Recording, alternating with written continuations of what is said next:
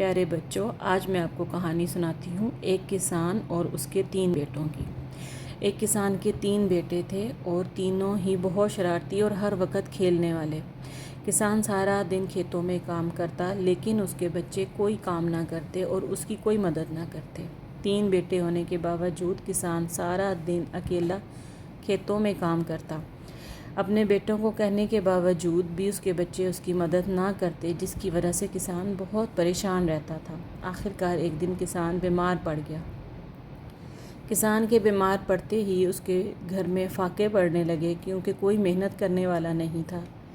اس کے تینوں بیٹے اسی طرح سے مسلسل کھیل کود میں لگے رہتے اور کسان کا کہنا نہ مانتے۔ کسان نے اپنے بچوں کو بہت سمجھایا، لیکن انہوں نے اس کی بات نہ مانی۔ کسان نے اپنے بیٹوں سے کہا کہ تم جانتے ہو اس زمین کے نیچے خزانہ ہے، اگر تم چاہو تو اس کو نکال سکتے ہو۔ اس کے بچوں نے سوچا کہ یہ خزانہ شاید ایسا ہی ہے جیسا کہ ایک باکس، اور اس میں بہت ڈھیر سارا سونے، ہیرے، جواہرات وغیرہ۔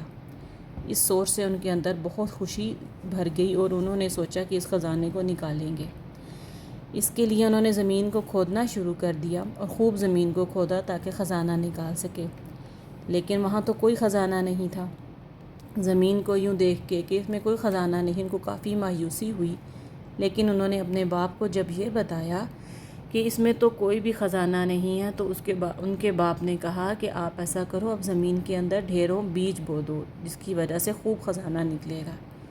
اصل میں وہ خزانہ ان فصلوں کا تھا جو کہ ان بیج سے نکلنی تھی۔ اب ان سے جب خوب فصل نکلی تو ہر طرف لہلہاتے ہوئے کھیت نظر آنے لگے۔ ان کی سنہری بالیاں جب نظر آئیں تو کسان کے بچے بہت خوش ہوئے اور انہوں نے سوچا کہ اب اس فصل کو بیچ کر وہ خوب پیسے کمائیں گے۔ انہوں نے ساری فصل کو ایک بیوپاری کو بیچ ڈالا، جس نے ان کو ڈھیر سارے پیسے دیے، اور اتنے سارے پیسے دیکھ کے اس کے بیٹے بہت خوش ہوئے اور انہوں نے سوچا کہ اصل میں تو یہی محنت کا پھل تھا۔ اسی محنت کے پھل کو پانے کے لیے ان کا باپ ان کو سمجھایا کرتا تھا کہ محنت کرو، تو محنت کے پھل سے ان کو خوب سارا پھل ملا۔ تو اس کہانی سے ہمیں یہ سبق ملتا ہے کہ محنت کا پھل ہمیشہ میٹھا ہوتا ہے۔